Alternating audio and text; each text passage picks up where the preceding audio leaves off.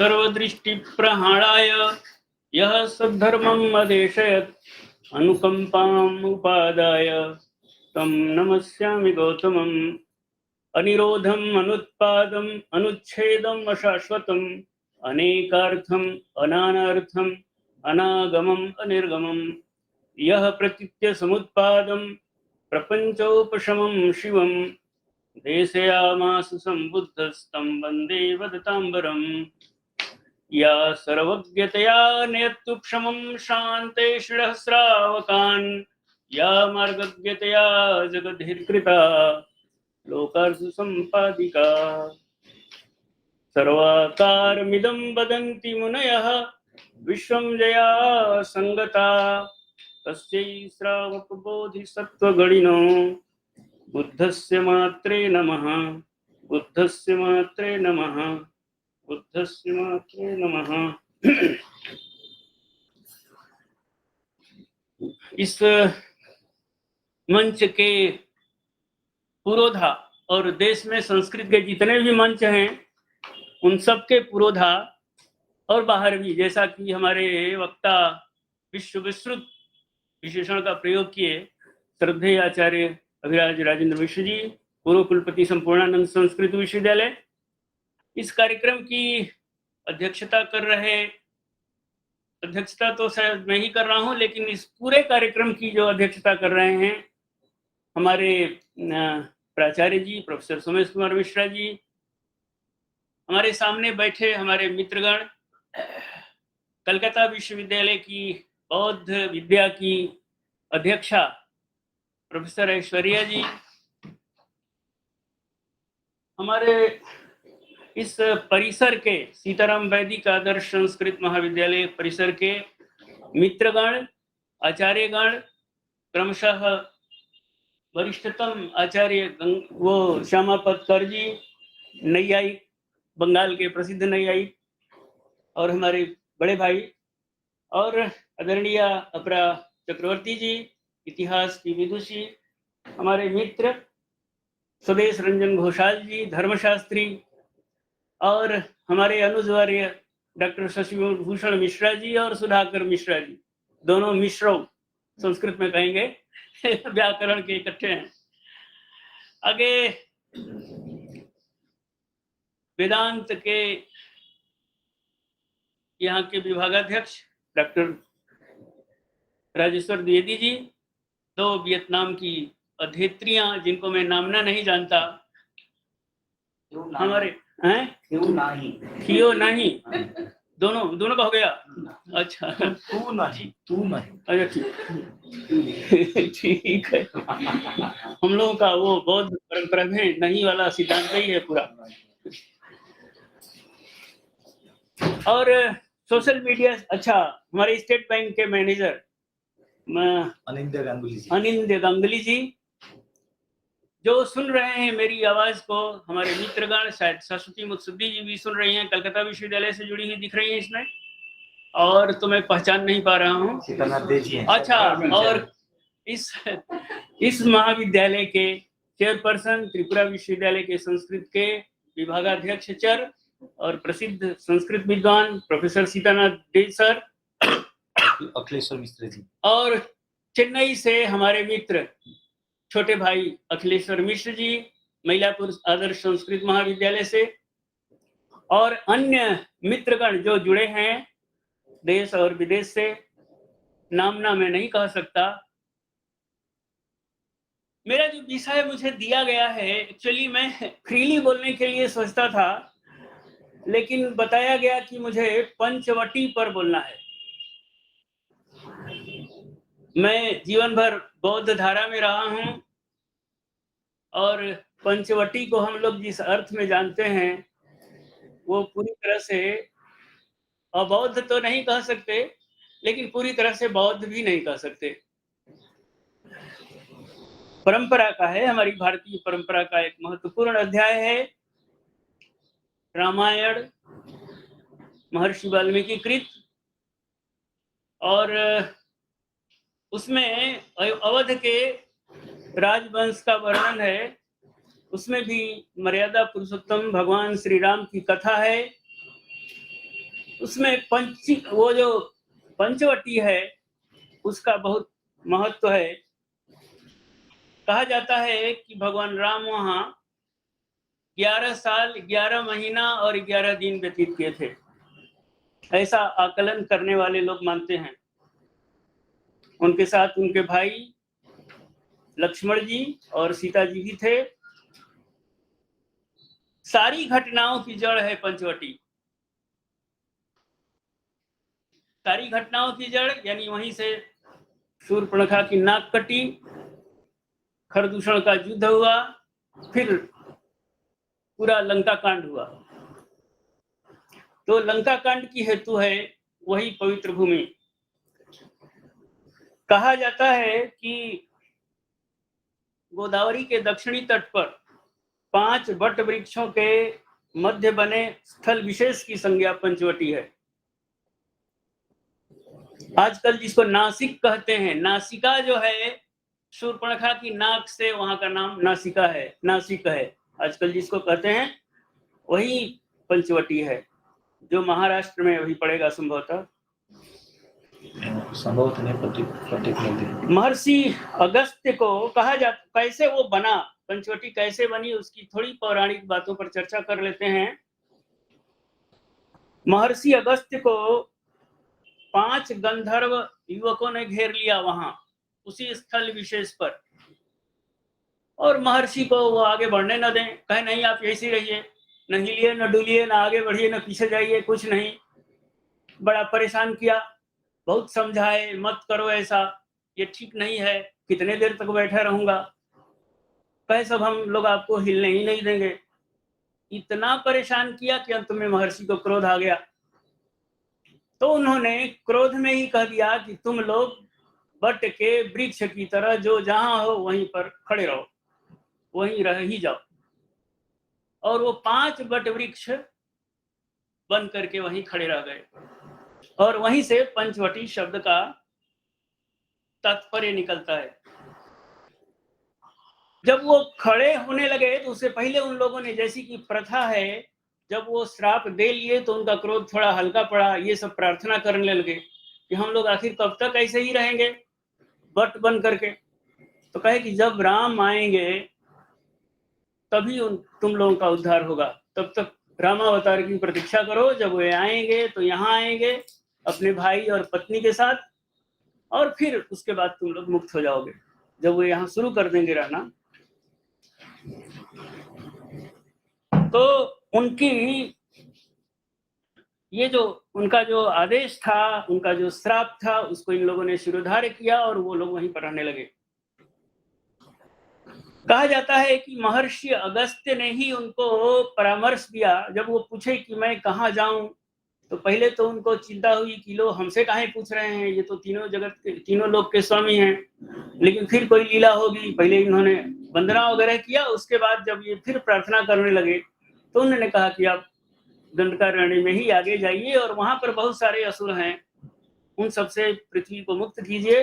पंचवटी एक पवित्र जगह है, वहां जा करके रहिए।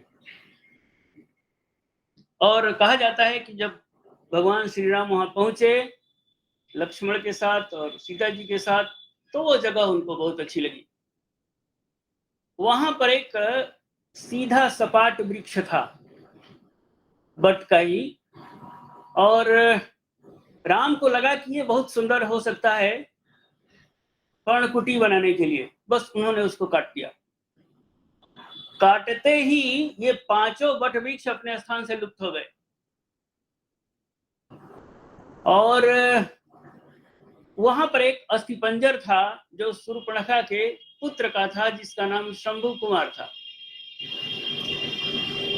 ये कंबन रामायण की का संदर्भ है, कंब ने ऐसा कुछ लिखा है। वो शूर्पणखा का पुत्र था और शूर्पणखा उसका पालन पोषण करती थी, किंतु वो तपस्वी था और वहां रह करके अनवरत तपस्या करता था। जब उसको ये पता चला कि राम आ गए, तो उनके सम्मान में अपने तप से हट करके, कहा जाता है कि वो पेड़ के रूप में, सीधे पेड़ के रूप में सरल रूप से खड़ा हो गया। और लक्ष्मण को लगा कि ये जो है काटने लायक बहुत अच्छा है, पहले उसी को काट दिया तो उसकी तो मुक्ति हो गई, लेकिन वो अस्थिपंजर बचा रह गया, बाकी ये लोग खत्म हो गए। ये कथा है। और शूर्पणखा उससे मिलने जाया करती थी, नहीं पता कि वो पुत्र से मिलने गई थी या जो भी रहा हो, वहां गई और उसकी नाक कट गई। कथा सबको पता है। 3 साल के शोध के उपरांत एक चेन्नई में संस्था है, हमारे साथ अखिलेश्वर जी हैं, CPR environmental education centre Chennai में है। वहां 2 वनस्पति वैज्ञानिक M अमृतलिंगम और P सुधाकर ने बताया है, इन दोनों ने 3 साल तक अन्वेषण किया है और अवध से लेकर श्रीलंका तक का जो पूरा मार्ग है उनका, उस सब में उन लोगों ने भ्रमण किया है। तो वे बताते हैं कि रामायण में महर्षि वाल्मीकि ने 182 प्लांट्स का जिक्र किया है, पौधों का। उसमें वनस्पतियां भी हैं और पौधों में जीव भी हैं। सारे जीवों को, क्योंकि सब तो जीव ही हैं, जीवेतर कुछ नहीं है। और वैदिक लोग तो इसको और अच्छे ढंग से मानेंगे, पुरुष वेदम सर्वम यद्भूतम यच्चभाव्यम। तो जब सब पुरुष है तो उसमें कुछ बोलने का स्कोप नहीं है हमारे लिए। अखिलेश्वर जी बताएंगे बाद में, कुछ कहना होगा तो। उनके ये लोग कहते हैं कि ये सारे 182 प्लांट्स और सारे जो क्रीचर्स हैं जिनको महर्षि वाल्मीकि ने उसमें दिया हुआ है, उसमें रामायण में, वे सभी मिल सकते हैं, सभी हैं। बोलते हैं, प्रेस के सामने कहा है कि हमने 14 वर्षों तक वनवास के दौरान भगवान श्री राम, सीता और लक्ष्मण द्वारा अयोध्या से उत्तर से दक्षिण की ओर जाने वाले मार्ग का पता लगाया। हम इस मार्ग पर रामायण में वर्णित सभी पौधों की प्रजातियों की पहचान कर सकते हैं। अमृतलिंगम ने द पायनियर को दिए गए इंटरव्यू में ये बात कही। एक वर्गीकरण के रूप में सुधाकर ने संस्कृत और लैटिन नामों के साथ पौधों की विविधता की पुष्टि की है। दोनों शोधार्थी अयोध्या से चले थे और चित्रकूट के उष्ण कटिबंधीय और पर्णपाती जंगल तक पहुंचे। बोलते हैं, वाल्मीकि अपने देश और काल की वनस्पतियों और जीवों और भूगोल को भली भांति जानते थे।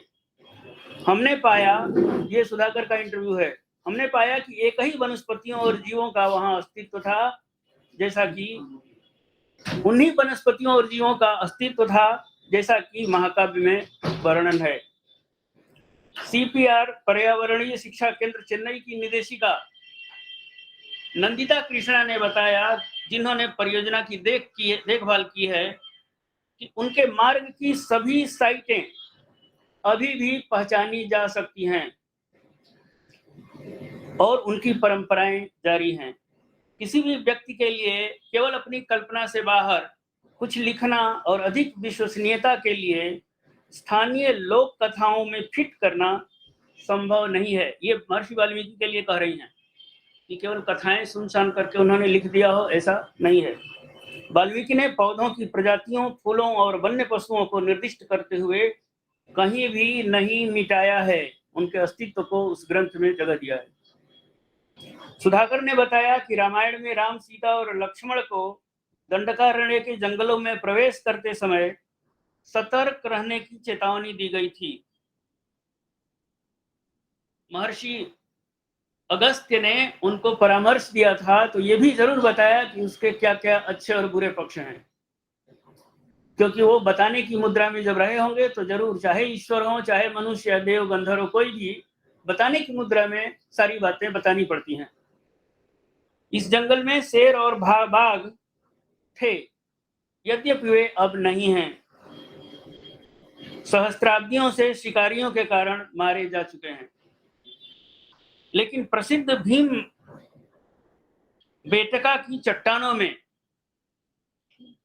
भीम बेटका की चट्टानों में शेर और बाघों की प्राग ऐतिहासिक पेंटिंग्स हैं, जो वाल्मीकि के अवलोकन की पुष्टि करती हैं। अमृतलिंगम और सुधाकर दंडकारण्य से पंचवटी और किष्किंधा तक गए। अमृतलिंगम ने कहा, हमने पाया कि किष्किंधा में शुष्क और नम जलवायु है, जैसा कि वाल्मीकि ने लिखा है। महाकाव्य में वर्णित चित्रकूट और दंडकारण्य क्षेत्र मध्य प्रदेश, ओडिशा और आंध्र प्रदेश में फैले हुए हैं। पंचवटी, जहां से रावण द्वारा सीता का अपहरण किया गया था, महाराष्ट्र में, जैसा कि बताया, गोदावरी के तट पर नासिक के पास है। वाल्मीकि द्वारा इस क्षेत्र में विविध प्रकार के पशु पक्षी प्रजातियों का वर्णन किया गया है। इसमें हंस, करंडव, कूट, क्रौंच यानी तालाब में जो बगुला होते हैं वे, मयूर और सारस शामिल है। ये सभी आज इस क्षेत्र में आज भी दिखाई देते हैं। भगवान राम, सीता और लक्ष्मण के साथ हुई वार्ता में जब कभी पेड़ पौधों और उनके महत्व के बारे में बातचीत करते हैं, वे सभी शोधार्थियों द्वारा पुष्ट किए गए हैं। नंदिता कृष्णन के अनुसार आज भी हमारे पास स्थल वृक्ष यानी प्रत्येक स्थान से जुड़े हुए वृक्ष जिनका वर्णन है उस महाकाव्य में, और पौधे हैं जिनकी पूजा की जाती है। कृष्णा ने बताया कि तुलसी, बरगद, पुन्नाग इस सिद्धांत की पुष्टि के लिए कुछ उदाहरण हैं कि रामायण एक कहानी नहीं बल्कि एक कालक्रम है। यह अनुसंधान उन्हें श्रीलंका ले गया। यहाँ उन्हें उन वनस्पतियों और जीवों का पता चला जो रामायण में वर्णित हैं। रावण के वनस्पतिक उद्यान को अशोक वृक्षों की उपस्थिति के कारण अशोक वाटिका के नाम से जाना गया है।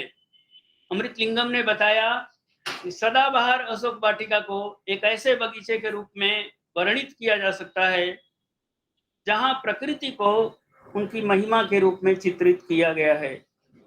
उनकी यह report plant and animal diversity in Valmiki Ramayana नामक पुस्तक के प्रारूप में प्रकाशित हुई है। वाल्मीकि रामायण के अरण्य कांड में अध्याय 15 में पंचवटी का वर्णन है। थोड़ा सा कुछ बोल देता हूँ। वैसे तो यहाँ गुरु जी बैठे हैं, क्या बोलूंगा, लेकिन फिर भी बोलूंगा।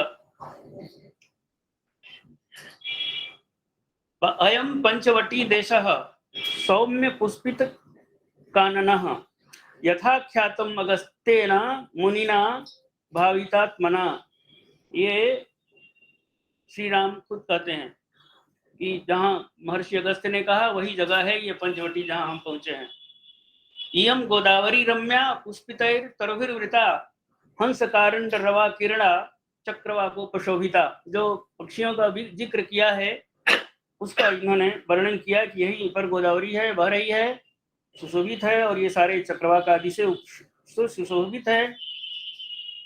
और इसके नजदीक ही मृगों का जूथ है, वे सब टहल रहे हैं। नाति दूरे च आसन्ने मृग यूथ निपीड़िता मयूरम नादितम रम्या प्रांशो बहुकंदरा।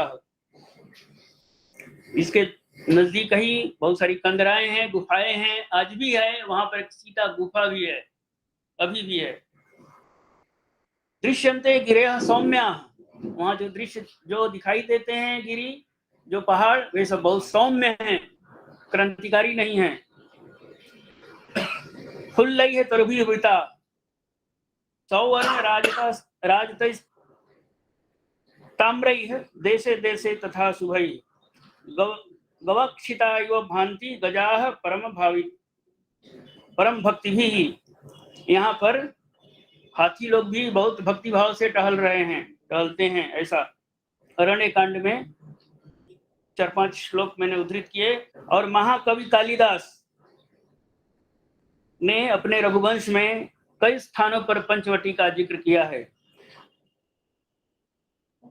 अन्य बहुत सारे कवियों ने, संस्कृत के रामाश्रयी शाखा के जितने कवि हैं प्रायः सबने, उत्तर रामचरितम आदि में भी ये प्रकरण आया है।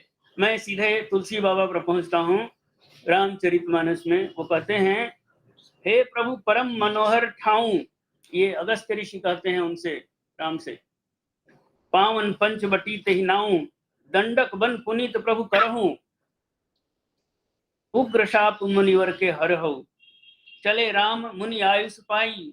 राम उनकी आज्ञा पा करके चल देते हैं, तुरंत ही पंचवटी नियर आई और शीघ्र ही पंचवटी पहुंच जाते हैं। गृद्ध राज सो भेंट भई बहुविध प्रीति दृढ़ाई गोदावरी समीप प्रभु रहे पर्ण गृह छाई। फिर वो रहने लगे। ये जो नासिक है, नासिका शूर्पणखा के कारण जिस पे चर्चा की, यहाँ से गोदावरी का उद्गम स्थल 30-32 किलोमीटर दूर है। इसे त्रयंबकेश्वर कहते हैं। पंचवटी का अर्थ है पंचानाम बटानाम समाहारः, 5 बट। अब यहाँ पर इस प्रकार हैं, जो पंचवटी आजकल चल रही है, बन रही है, उसका जिक्र है, जिसको ज्योतिषी लोग भी बड़ा बोलते हैं। अश्वस्थ, आमलक, अनियामला। अश्वत्थ माने पीपल, यहाँ पर तो शायद अश्वत्थ ही कहते हैं बांग्ला में। बट, बरगद, बिल्व और अशोक, ये 5 जो वृक्ष हैं, इनको पंचवटी के लिए उपयुक्त पाया गया है। ऐसे इनका निर्माण कर सकते हैं। बट शब्द बहुत रूढ़िगत है। 5 प्रकार के बट प्रसिद्ध हैं अपने देश में। 5 प्रकार के बट स्थान के साथ जुड़े हुए हैं, जो बहुत कालों से हैं। कब से हैं कहना मुश्किल है। उसमें पहला है प्रयाग में अक्षय बट, नाम से ही है, जो कभी नष्ट नहीं होता, प्रलयांत में भी वो रहता है, ऐसी प्रसिद्धि है, ऐसी मान्यता है। अक्षय वट है। नासिक में पंचवट है, जो जिसकी चर्चा हुई। वृंदावन मथुरा में भांडीर वन है, वहां पर बंसी वट है, जहां भगवान कृष्ण बंसी बजाया करते थे। गया में गया वट है और उज्जैन में सिद्ध वट है। ये 5 वट बहुत प्रसिद्ध हैं। ये भी संख्या में ये भी 5 हैं। प्रयाग के अक्षय वट के बारे में प्रसिद्धि है कि प्रलय काल में जब संपूर्ण धरा डूब जाती है, अक्षय वट बना रहता है, डूबता नहीं, सदा विद्यमान रहता है। रघुवंश महाकाव्य में और चीनी भिक्षु हेनसांग के विवरणों में भी अक्षय वट का विस्तार से वर्णन है। जैन और बौद्ध परंपरा में भी यह पवित्र वृक्ष है। जैन लोग इसे ऋषभदेव तीर्थंकर की तपस्थली मानते हैं। वाराणसी और गया में भी ऐसे वृक्ष हैं जिन्हें अक्षय वट कहते हैं और उनकी पूजा होती है। कुरुक्षेत्र के ज्योतिसर में भी एक वट वृक्ष है, जिसके बारे में प्रसिद्धि है कि यह श्री कृष्ण द्वारा, जब भगवान श्री कृष्ण द्वारा गीता का वाचन किया गया, सुनाया गया था अर्जुन को, उसका ये साक्षी रहा है। पंचवट वही पंचवटी है जो 5 वट वृक्षों से आच्छादित है।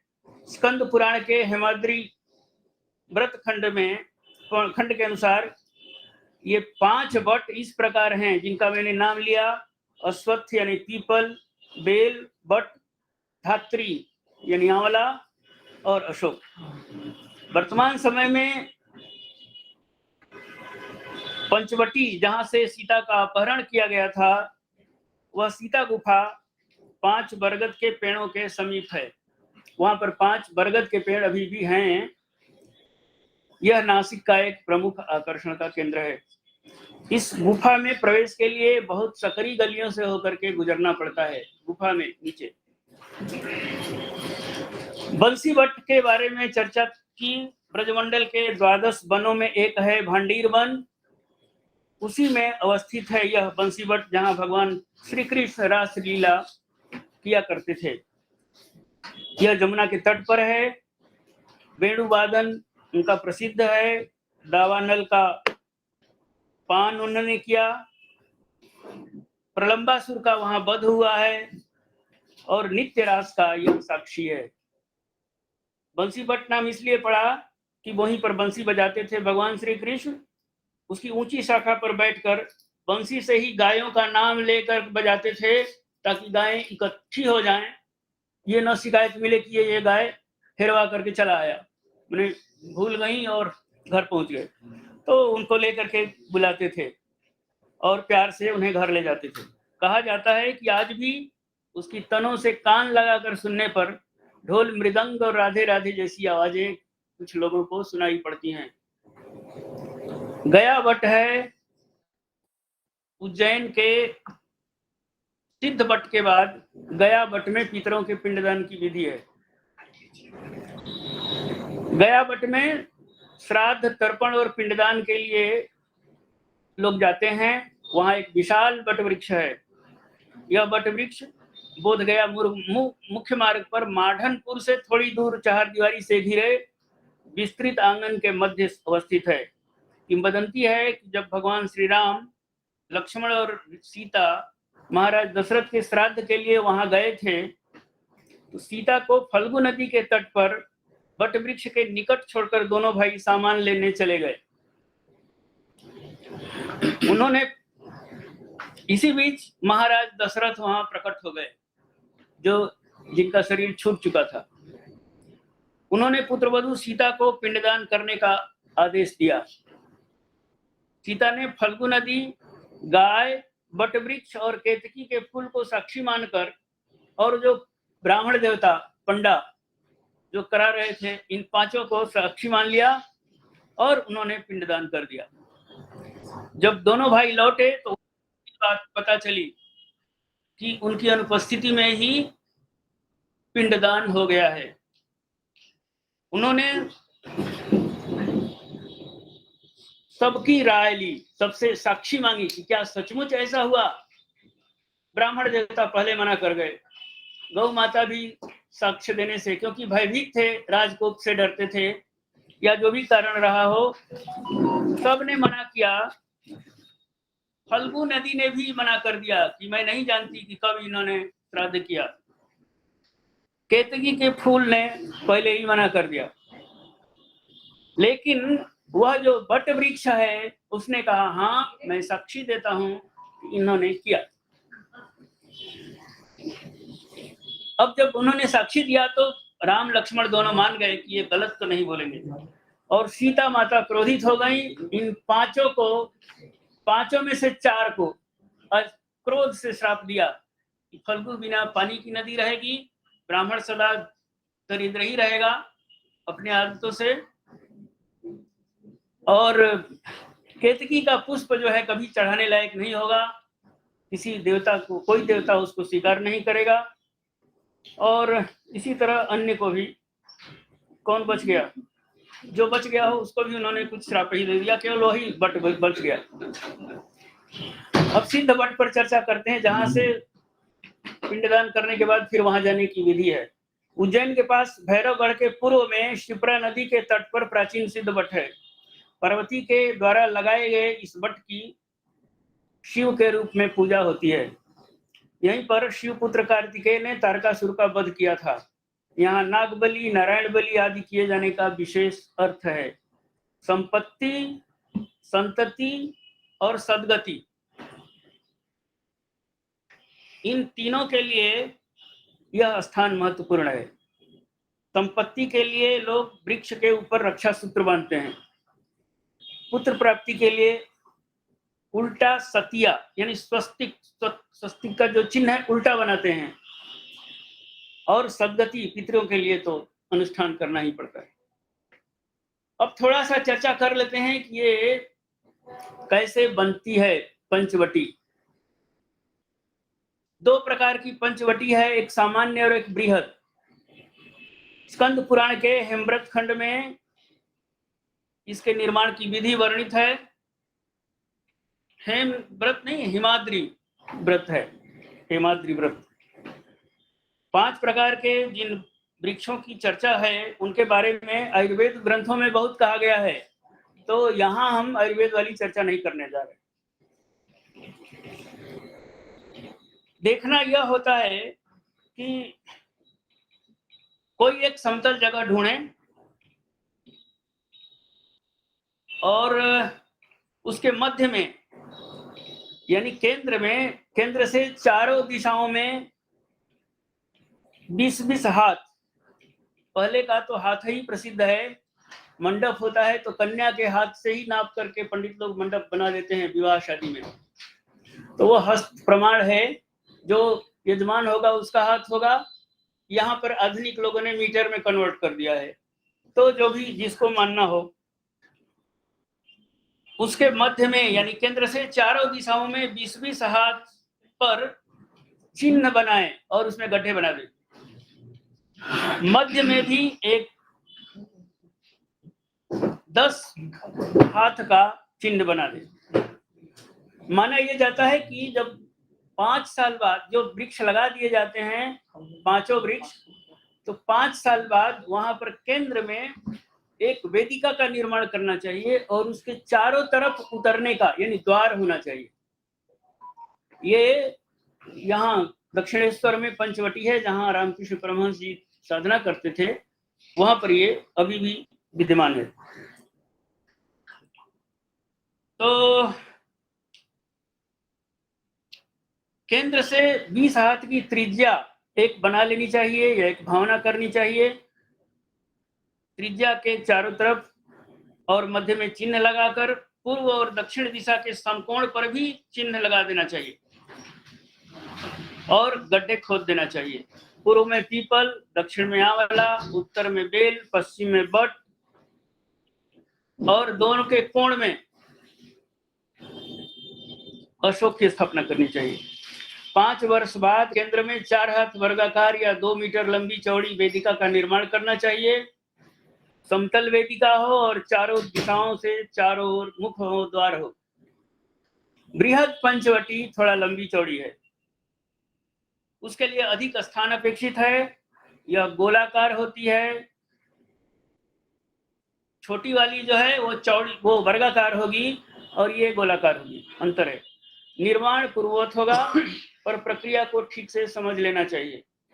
केंद्र से 5 मीटर त्रिज्या का एक वृत्त, 10 मीटर का दूसरा वृत्त, 20 मीटर वाला तीसरा वृत्त, 25 मीटर का चौथा और 30 मीटर त्रिज्या का अंतिम वृत्त होना चाहिए। प्रथम लघु वृत्त में चारों दिशाओं में 4 बिल्व वृक्ष लगाना चाहिए, चारों दिशाओं में। इसके बाद अगले वृत्त यानी 10 मीटर की परिधि वाले वृत्त के चारों कोनों में, 4 कोनों में एक एक बट वृक्ष यानी बरगद का वृक्ष लगाना चाहिए। पहले बिल्व है, आगे बट है और वो कोनों में होगा। तीसरी परिधि में यानी 20 मीटर वाली त्रिज्या की परिधि में अशोक के 25 वृक्ष लगाने चाहिए। अशोक का 25, उससे समान और उनको आपस में समान दूरी पर होना चाहिए, यानी पूरी त्रिज्या को 25 भागों में बांटकर उनको लगा देना चाहिए, गड्ढा खोदकर।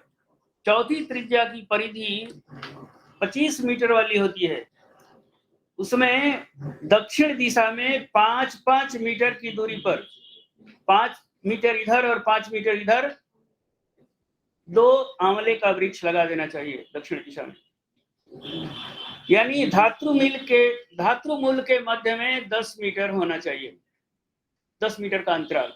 अंतिम परिधि अर्थात 30 मीटर की त्रिज्या वाले वृत्त की परिधि में चारों कोनों पर पीपल के 4 वृक्ष स्थापित होने चाहिए और इस प्रकार 4 बिल्व वृक्ष, 4 बट वृक्ष, 25 अशोक वृक्ष, 2 अमलिकी यानी धात्री वृक्ष और 4 अश्वत्थ, कुल मिलाकर 39 वृक्ष होने चाहिए। ये था बृहद पंचवटी का वर्णन। ये इसको लगाने वाले कई सरकारों ने, सुना है अभी आजकल उत्तर प्रदेश में, राजस्थान में, मध्य प्रदेश में, हिमाचल में सरकारों ने बट वृक्ष, ये जो पंचवटी की योजना भी शुरू कर दी है।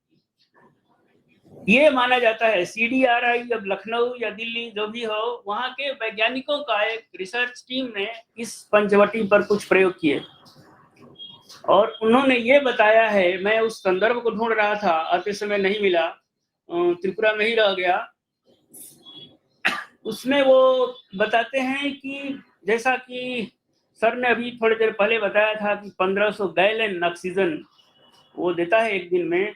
ये रिसर्चर्स जो CDRI लखनऊ वाले हैं, 2 साइंटिस्ट हैं, वो कहते हैं कि 1500 किलोग्राम ऑक्सीजन केवल एक पीपल उत्पन्न करता है पर आवर। प्रति घंटे 1500 किलोग्राम ऑक्सीजन पर आवर प्रति घंटे उत्पन्न करता है।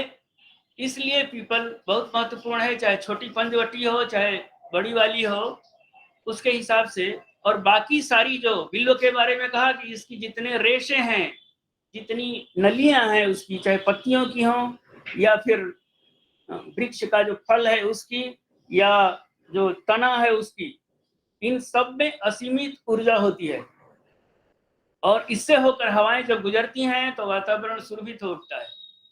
बट वृक्ष के बारे में आप जानते हैं, प्रचंड गर्मी हो तो ठंड जो उससे प्राप्त होती है वो अद्भुत है। एयर कंडीशन प्लांट है वो, गर्मी में ठंडक, ठंडक में गर्मी, वो सब कुछ वहाँ उपलब्ध है। इसलिए उसकी तो, और कुछ जो प्रसिद्ध बट वृक्ष हैं आपके चेन्नई में अड्यार में है, वो कितना बड़ा है, यहाँ भी है बॉटनिकल गार्डन में, बहुत बड़ा है।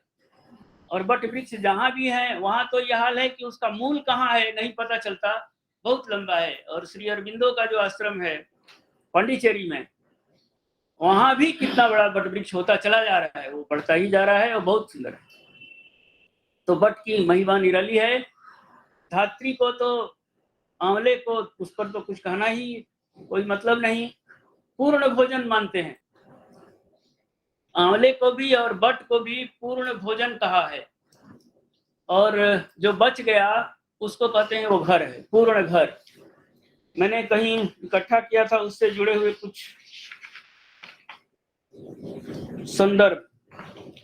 त्योहारों में तुलसी, बट, पीपल, नीम, आम, केला आदि की पूजा होती है। गाय, कुत्ता, चिड़िया, कौआ आदि को भोजन, पहाड़ों का पूजन और नदियों का पूजन, ये प्रकृति के जितने उपादान हैं सब भारतीय परंपरा में, चाहे कोई भी हो, बौद्ध परंपराओं में भी पूज्य हैं, कोई हमको उससे एलर्जी नहीं है, महत्वपूर्ण है। हमारी कोशिश होनी चाहिए पर्यावरण संरक्षण के लिए हम प्रकृति को अपना अंग माने या हम उसका खुद अंग बने। वो श्रेष्ठता और कनिष्ठता का भाव नहीं। यान्य अस्माकं सुचरितानि तन्य उपास्यानि, वो आने वाली पीढ़ी भी वही सीखेगी जो हम अच्छा कुछ करें, ये उपदेश गुरु करता है। और आत्मोत सर्वभूतेषु यह पश्यति सह पश्यति, अपने को श्रेष्ठ मानना मनुष्य ने बहुत अच्छा नहीं किया। मार्क्स ने तो गलती कर दी कि जब वो कहते हैं कि एक दिन ये जो विज्ञान है सभी प्राकृतिक विज्ञानों पर प्रगति को पालेगा, अधिकार पालेगा। ये जो फायरबाग का चिंतन था उससे मार्क्स प्रभावित थे, वो अच्छा नहीं हुआ, क्योंकि भौतिक जो दृष्टि है, आत्यंतिक रूप से भौतिक है, ये सोचना ठीक नहीं है। ये भौतिकता का भी कहीं न कहीं आदि है, कहीं न कहीं अंत है।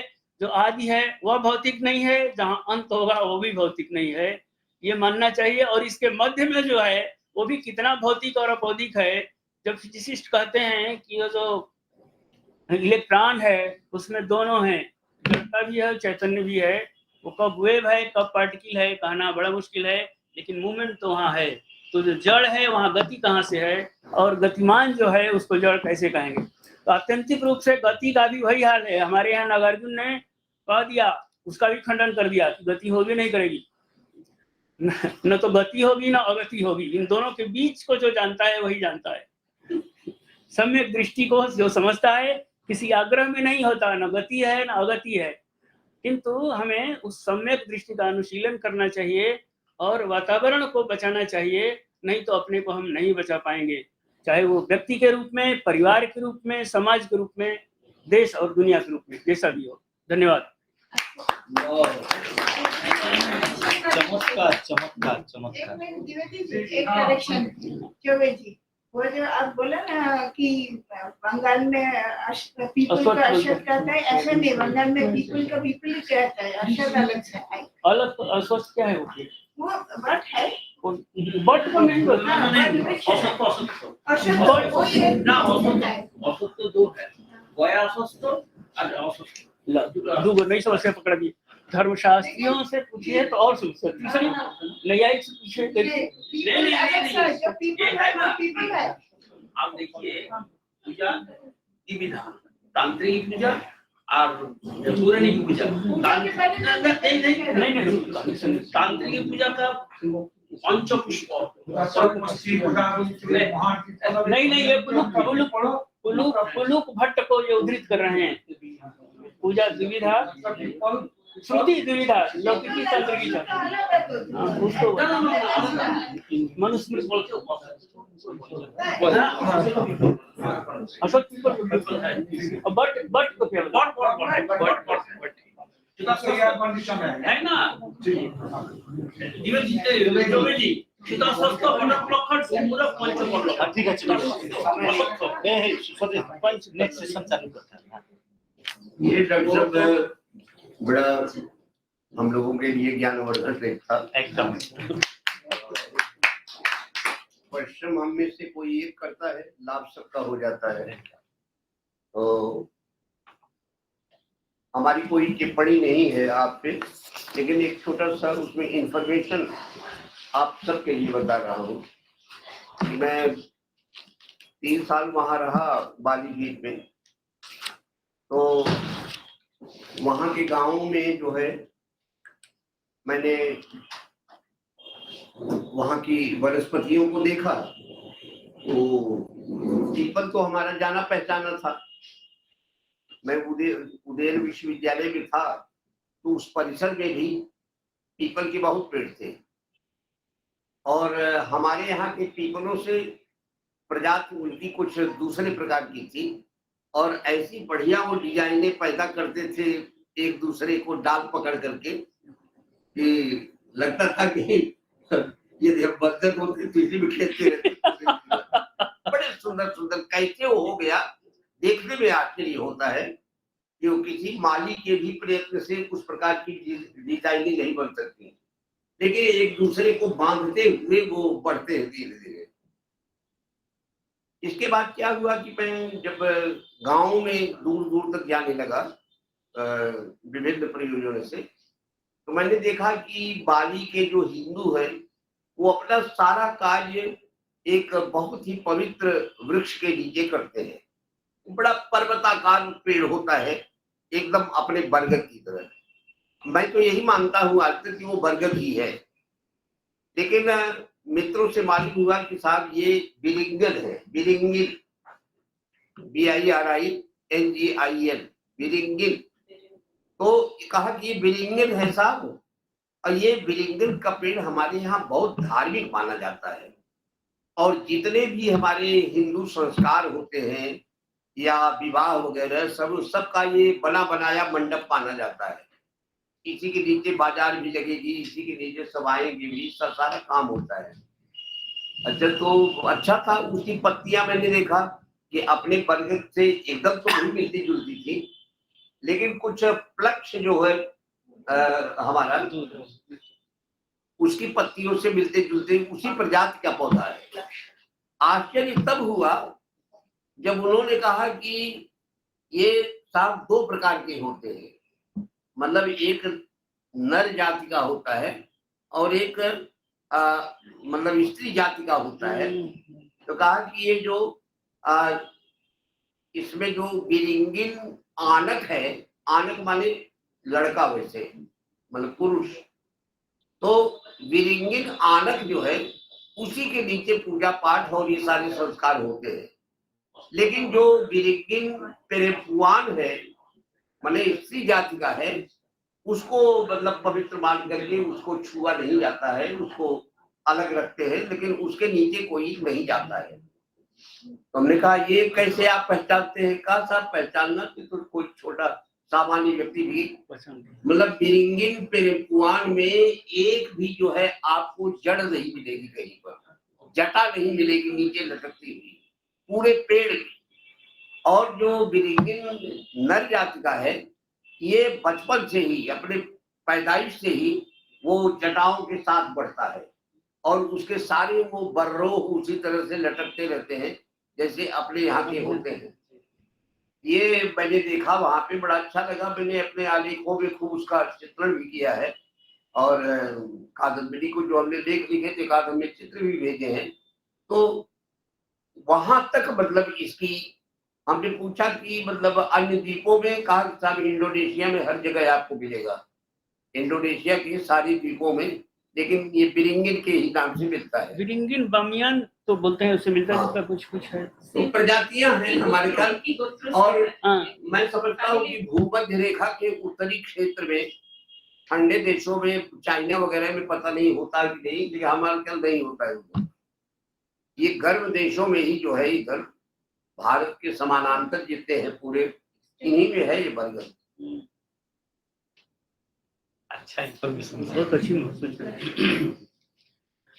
हो सकता है वही बट ही हो, बट का स्थान भेद से, क्योंकि लद्दाख में भी पीपल जिसको बंगाल में इसको कहते हैं पाकू।